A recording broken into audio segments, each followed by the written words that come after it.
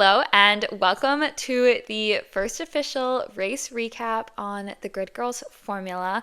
I'm your host Zoe, and today we're going to be talking about the Japanese Grand Prix, the first of a triple header over the next few weeks, which is super exciting. Now, unfortunately, I would not say that this race was the most exciting race that I have ever watched, but the weekend itself did hold some pretty interesting stories that we are going to be talking through and unpacking in today's episode. Let's start with some keynotes about Suzuka itself. So it's a really iconic track. Honestly, this is probably one of the coolest tracks, I think, on the docket for the year, especially because of the figure eight that goes on. And also, this track holds a lot of history. There's been a lot of world championships decided at this location. It used to take place later in the season, so things would get decided, things from battles between Senna and Prost, and even Max Verstappen actually claimed his 2022 World Championship at Suzuka. The track is about 3.6 miles with 18 turns and one DRS zone, and like I said, it's the only track with that figure eight configuration, so that's pretty neat. The main story, I think, that was circulating coming into this weekend was definitely the switch of Liam Lawson and Yuki Tsunoda. So Liam Lawson has competed with Red Bull for the past two races of the season, and they announced earlier this week that he was going to be switching with Yuki Tsunoda. So Tsunoda was leaving the Racing Bulls team and Liam was going to go to the Racing Bulls team. Personally, I'm going to share my opinion on this. I do think that there's a lot of things that could be said about this. I think that Liam was not ready to be on the Red Bull team. I think that in the first place, they should have been promoting Yuki Tsunoda. He clearly has more experience. It's been proven that this is a really difficult car to drive. And short of putting Max Verstappen in that car, every rookie that they have tried to put in there has just not succeeded well. And I think that you have to learn from history in this sense, in that Max Verstappen is a once-in-a-lifetime kind of driver. And I do think that Liam Lawson, Tsunoda, other people, Gasly, Albon, these are all good drivers. But even an experienced driver like Checo Perez couldn't keep up the pace. And I just think that because of that, they probably should have gone with the safer move of putting Yuki in that car before they put Lawson. That being said, because they decided to put Lawson in that car, I do think that they should have given him a longer opportunity to try out that car and get used to it and see if he could actually place it when he was doing a more normal race or two. Realistically, what he experienced in Australia was not enough to teach him a lot about the car. That was a wet race. There was a lot going on. And then Shanghai, okay, maybe you could say, yes, that is a little bit more normal. But if we're considering Shanghai as his first real race in that car under normal conditions, then he had one race in that car. And so because of that, I don't necessarily agree with the actions that Red Bull took to replace him. I am happy for Tsunoda. I think that getting to race at his home Grand Prix in the Red Bull is really neat.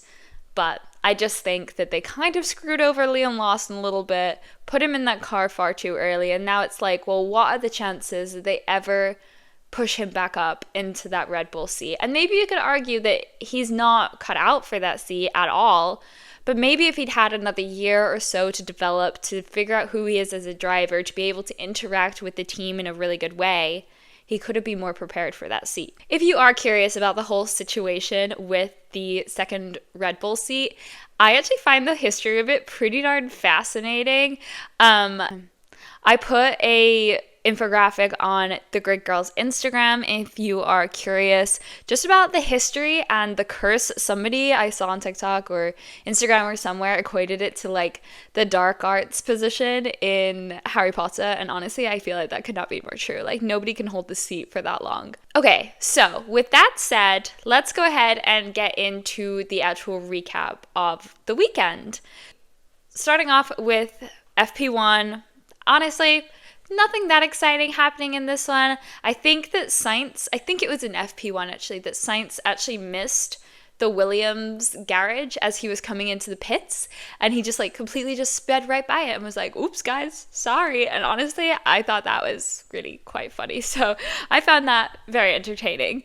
After FP1 we had Lando, George, and Charles Leclerc as our top 3 fastest cars. Then we got into FP2. So as you probably saw, Doohan had quite a dramatic crash. I saw the photos before I had watched the actual practice itself, and it looks scary. Like, that was very, very clearly a very big crash. I think it just goes to show it's one of those moments when you're really thankful for the advances that have been made when it comes to safety within this sport, because I do just think sometimes, like, without some of those advances, like, we could be living in a whole different experience right now. Apparently what happened is he didn't shut off the DRS. So there is one DRS zone at Suzuka, and you have to remember to press a button to manually turn off this DRS.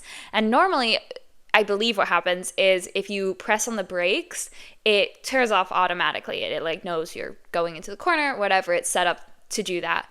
However, because of the way that the pressure is applied to the brakes and the kind of turn that you're going into at that position where Doohan had that crash, you don't put enough pressure on the brakes, it automatically turns off the DRS.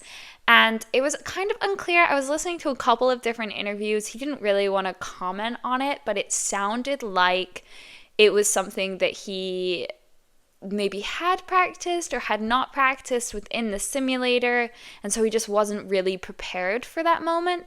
This happened in FP2. Remember, in FP1, the reserve driver for Alpine was actually driving this car, so this was Doohan's first time on the track whenever this occurred. So it's not like he had already experienced this. This was his like first lap really pushing it. So glad that he is all okay, that they were able to fix this. But it's very interesting because Doohan, I believe, only has a contract for 6 races this year. So he doesn't have necessarily a ton of room for error. So whenever this kind of thing happens, it is going to just kind of bring up a little bit of question about what's going to happen to his racing seat over the course of the season. In addition to that, obviously that caused a pretty big red flag. It took some time to clean everything up, but there were actually 4 red flags during this practice session because the grass just kept catching on fire. And every time the grass caught on fire, they had to obviously go and put out the fire. The base of the car, I believe that there is a titanium piece of metal that they use, and it makes these cool sparks that are really neat to look at for sure, and I'm sure it has some kind of technical reason why it's there as well, but it just kept flicking into the grass, and I guess the grass was really dry at this point, so it just kept catching on fire. And they really just could not get this under control, which is kind of crazy. At the end of FP2, we had Oscar, Lando, and actually Isaac Hadjar as the 3 fastest. It was kind of cut short just because of the red flag and the more red flags due to the fires. And then FP3, I honestly didn't even write anything down about what happened in FP3, except they really need to sort out the fires. One of the commentators actually mentioned, like, I guess in Shanghai or somewhere, they do like a flame retardant solution that they pour over all of the grass, and they were talking about it because Sebastian Vettel actually is a big proponent of encouraging a lot of biodiversity and just kind of sustainability, and he had a big project at Suzuka last year. I'm not actually sure if he did it this year. I really should have looked that up. But it's an interesting concept of where the line is drawn between trying to make sure these races run on time and what they are actually able to do to the land that we are working with. At the end of FP3, we had Lando, Piastri, and Russell in the top 3 as the quickest. Okay, so moving on to qualifying. What do I want to talk about here? There's a lot to unpack. Let's start with just Q1, and I think this actually went into Q2 as well. Isaac Hadjar, poor guy, seemed really, really uncomfortable the whole time. He just was not having it. He was complaining about his seatbelt. He literally went on the radio and was like, guys, I just can't focus. I can't do this. This is really hard. I'm really just not able to put in my all right now. And I think who was it on the radio? I think it was maybe Jacques Villeneuve was commentating, and he was like, I would never say that to my race engineer. You can complain about that when you get back. But then he kind of turned around a little bit and he was like, oh wait, he looks like he's in pain from those seatbelts. So clearly poor little Isaac Hadjar was struggling, and he really did. They showed a clip of him as they were trying to adjust his seatbelt, and he just like looked incredibly uncomfortable. But clearly, despite that, he actually delivered a pretty great performance throughout Q1, Q2, and Q3. He made it through all the way to Q3. I believe he qualified 7th. So he managed to keep it together despite any discomfort that he was in. So good for him. Stroll found himself in 20th place, which I thought was a little bit crazy. Definitely not up to par on the performance of what these Aston Martins are capable of. The Aston Martins have really been struggling this year, guys. I'm not happy because I love Fernando Alonso in particular, and he's on my F1 fantasy team, and I don't want to take him off, but I think I'm going to have to. Like, he's just not managing it this year. But anyway, back to Stroll. Stroll took a stroll through the gravel during his main lap, and he wound up qualifying last on the grid. And that put him in a pretty awkward position during the race, which we'll get into in a minute, but definitely less than ideal. At the end of Q1, we had Hülkenberg, Bortoleto, Ocon, Doohan, and Stroll, who got knocked out at the end of Q1. Then in Q2, there was yet another fire. Like I said, they really need to sort out those fires, which luckily I think that it all worked out for the race. There obviously weren't any red flags during the race, but that was definitely a little bit of a concerning part. Tsunoda actually qualified behind Liam Lawson, which I thought was pretty interesting. I know we all had high hopes for him, but that car is just difficult to drive, clearly. So Tsunoda qualified 15th and Liam Lawson was 14th in the Racing Bulls. So in Q2, we had Gasly, Sainz, Alonso, Lawson, and Tsunoda get knocked out.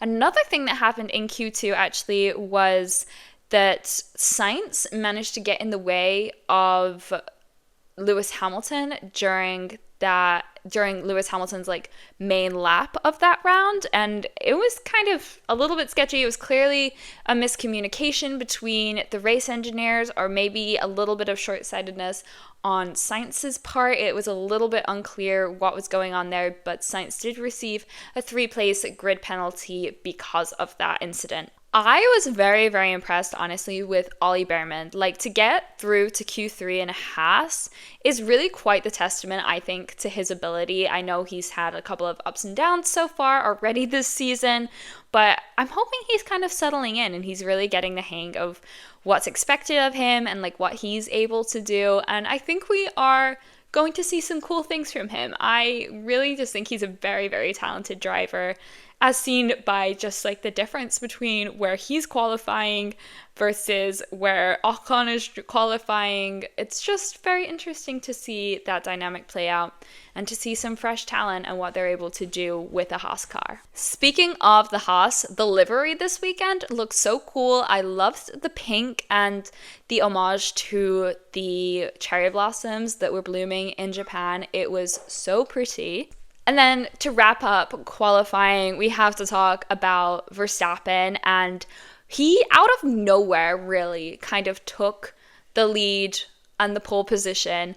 And I hesitate to say out of nowhere because the announcers used that term, and I was like, it's not out of nowhere. This is Max Verstappen we're talking about. He's never really out of nowhere. I don't know why we suddenly discounted him from being in the contention this year. We really can't. He's still up there. He's near the podium. He's qualifying high. I don't think we've seen the ability of the Red Bulls yet. I think that they maybe had some issues with the car, but at the end of the day, this is Max's track. Suzuka is his track. He has won this race, I believe, for the past 3 or 4 years. I want to say this year was his 4th year. He is no stranger to it, and he is an incredibly talented driver. Even if that Red Bull doesn't have the speed of the McLarens, Max Verstappen is a driver that is able to push that further. He is an incredible talent, and I don't think that we can count him out of any of the big leagues, of any of the world championships by any means at this point in the season. On his pole setting lap, he actually set a new track record of 1:26.983. So very speedy, very impressive. Kind of crazy when you think about it. Very, very well done lap. I am not the biggest Max Verstappen fan, but I will give him that. It was a very good lap. So to go through the starting grid, we had Max Verstappen on pole, Lando Norris was second, Oscar Piastri third, Charles Leclerc fourth, George Russell fifth, Kimi Antonelli sixth, which was a pretty impressive qualifying for him. Isaac Hadjar, again, very impressive, in seventh. In eighth, we had Lewis Hamilton. Ninth, Alexander Albon. 10th, Ollie Behrman. 11th, Pierre Gasly.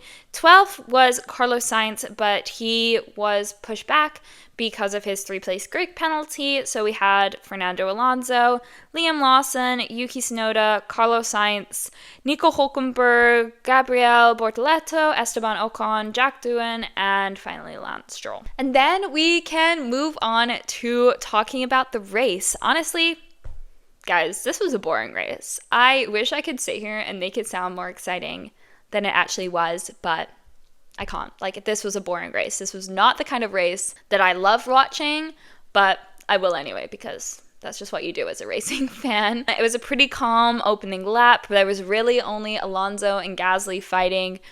As I mentioned, I need Alonso to do better. That's my only request. Like, I need him improving because I love him. I want to support him. I want him on my team.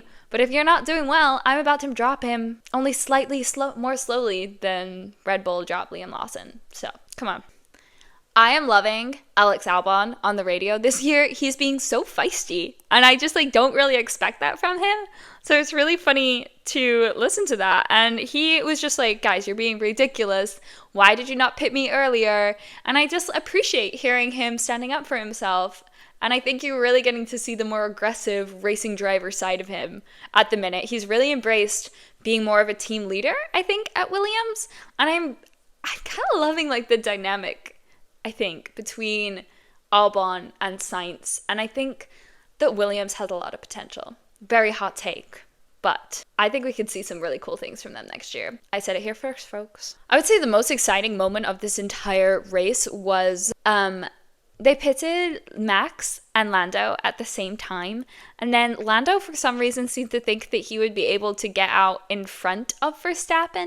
And whenever I first watched this and this was first happening, I was like, oh my gosh, wait, did Verstappen push him out of the pit lane? But it was so obvious from the replays that, Lando did not stand a chance. I don't know what he was trying to do there. There was no room for him. It was a fun idea, I guess, but you were behind him. There was no room for you. He was not going to let you in. I don't know what he was thinking. The other thing is McLaren messed up something on the strategy this weekend, I think, because they have the pace. They're really fast. I don't understand why. And then they were considering swapping Piastri and Norris, and I don't know why they didn't, because it seemed, from watching just the time changes, it seemed like Piastri was faster than Norris. Maybe I'm a little bit biased because I do tend to lean a little bit more towards Piastri a lot of the time, but I don't know, I just wonder what would have happened if they'd have actually just done it, because it was they were considering it, they were thinking about it, and then they never actually went through with it, and I'm well, why not? Just give it a try. Worst comes to worst, he doesn't get him, and they swap back at the end. But the best thing that could happen is they could overtake him. But then they took so long, umming and ahhing, that they were almost racing each other. And I just don't think that that was the best decision on McLaren's part. I do think that they're in a really tricky situation between Norris and Piastri, with them both being so top tier at the minute. But they need to figure out what they're going to do. And they need to really look at it from cold, hard facts. Anyway, like I said, pretty boring race. It was a one-stop race on a narrow track. There isn't a lot of time to overtake. There's only one DRS zone. Kind of boring, guys. I wish I could make this sound more interesting. Liam Lawson wound up finishing P17. It's got to have been a pretty whirlwind week for him, and I don't think that that is probably the result that he wanted, but he does have to get used again to another new car. So And you could argue, oh, he raced in this car last year, and it's like, yes, but now he's gone back and forth. I feel for him, and I feel like he should get a free pass this week. That's my opinion. Kimi Antonelli actually had the fastest lap, and he led the Grand Prix for a little bit, which was really kind of due to just like pit stop strategy and whatnot. But still, I believe that made him the youngest person to ever lead a Grand Prix, which is very neat. And I have a lot of high hopes for this kid. I think he is world champion material, and in a few years, we're going to see him up there. Isaac Hadjar scored his first points of the season, so not too shabby at all on his part. I'm pretty sure he was right behind Hamilton in the end.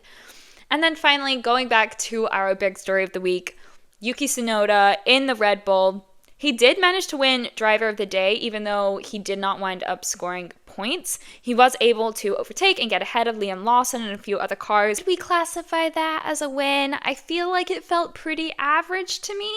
I know we were all kind of hoping that he would blow this out of the water, but at the end of the day, this is a hard car to drive. I think he had a very solid first performance in the car. I think he proved that he was probably the right guy of the options to be in that car. So we'll just see what he can do with the rest of the season. As for results, we had Max Verstappen winning the race, Lando Norris second, Oscar Piastri third, followed by Charles Leclerc, George Russell, Kimi Antonelli. I don't think it was Russell's best weekend, but Antonelli did pretty well. We had Lewis Hamilton in the Ferrari down in 7th, Isaac Hadjar in 8th, 9th we have Alex Albon, 10th Ollie Behrman, 11th we have Fernando Alonso. Hopefully he's bringing me a few points for the F1 Fantasy. To be honest, I don't even know how I get the points for that, but I really hope because he actually managed to finish this week. That's great.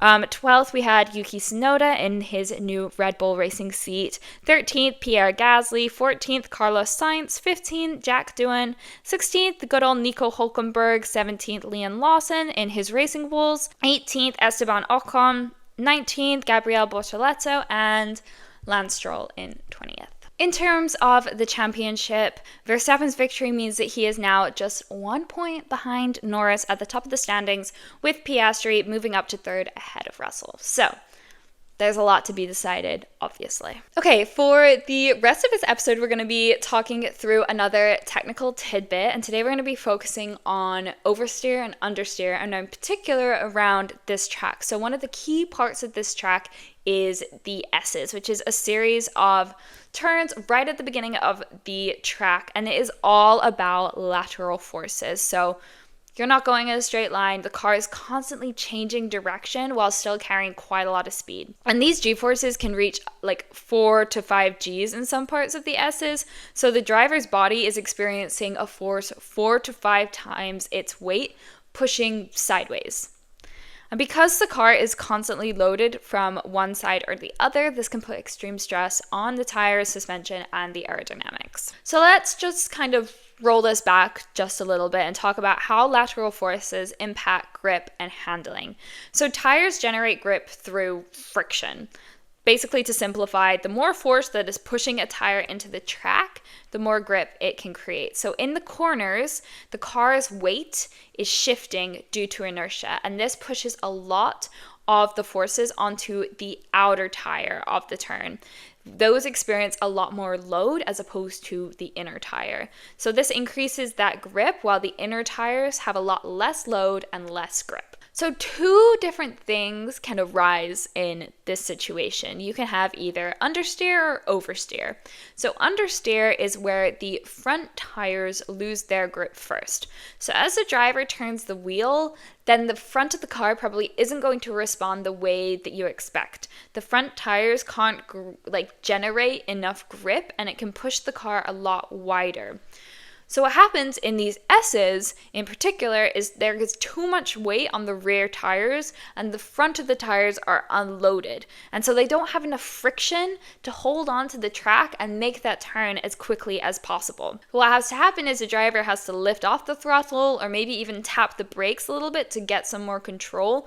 And but they wind up losing momentum in the process. The impact on the tires is that they slide across the asphalt as opposed to, rolling along the asphalt, which can cause a lot more heat to build up, and then they wear a lot faster. And then once overheated as well, the rubber loses grip, because think about it, it's like melty. It's like not like what you want, making the understeer even worse as the stint goes on. So there's a certain tire temperature range that these drivers need to keep these tires in order for them to complete the lap in the optimum way. So the second thing that can happen is oversteer, which is where the rear tires lose the grip first. So the front tires can turn in really well. You've got that really gripped on. But then the rear tires lose traction and they can slide. And so the car will wind up rotating more than you expect. So why it happens in the S's is if a car has a very sharp front end and a strong turn in, but the rear lacks grip, then the back of the car can step out. And if the driver is too aggressive on the throttle mid-corner, it can also break the traction at the rear. And then the rear tires slide around instead of maintaining their proper rotation, which then they overheat and they have more wear. Depending on the way the driver drives as well can also change this, and some drivers prefer more understeer, whereas others prefer more oversteer. So how are these teams going to set up the car to handle these lateral forces? Suzuka, you need to make a decision as to whether you want to avoid this understeer or the oversteer. You're never going to have it perfect. You're never going to have a perfectly balanced car all the way around a track. I wish. I'm sure a lot of those engineers wish that as well, but that just doesn't exist. But the teams have to tweak that as much as they can to make it the way that the driver is able to best drive and also take care of their tires. So some of the options for this is with aerodynamics. So if you have enough front downforce and you're able to keep that turn really sharp, but not so much that it destabilizes the rear. With suspension, you want a really stiff front end for quick responses, but a compliant enough rear to absorb the rate shifts as smoothly as possible. You can also change around the tire pressures and the camber settings to even out that load distribution as much as possible to prevent overheating. And then you can also adjust the differential, so adjusting how the rear wheels rotate relative to each other to manage that rotation through the corners. And finally, to end out the episode, we're going to have a quick overview of what to expect at the Bahrain Grand Prix, which is happening next weekend, and some key facts about the track. So the Bahrain International Circuit in Sakhir is definitely a favorite for drivers. I mean, I feel like a lot of these tracks are favorites for drivers, but there's a lot of technical challenges, exciting racing. The track was built in 2002 and stretches over 5.4 kilometers. It was first raced at in 2004, where it was dominated by Ferrari with Michael Schumacher securing the win. It has a good mix of fast straights as well as technical corners, so drivers have to deal with fluctuating temperatures often throughout the weekend, which makes the setup critical. Wind can play a factor, and the race is also usually held under floodlights, so that's a pretty fun atmosphere.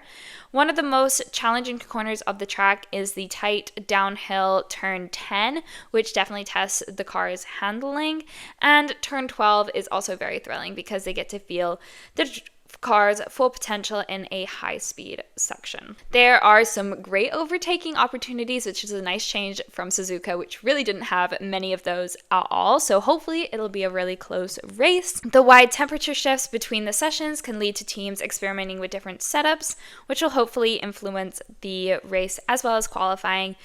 Obviously, teams, as per usual, need to keep a good eye on tire wear and figure out what is going to work best for their team. And that wraps up today's episode. Make sure to come back next week for a review of the Bahrain Grand Prix, and I will see you next time. Bye!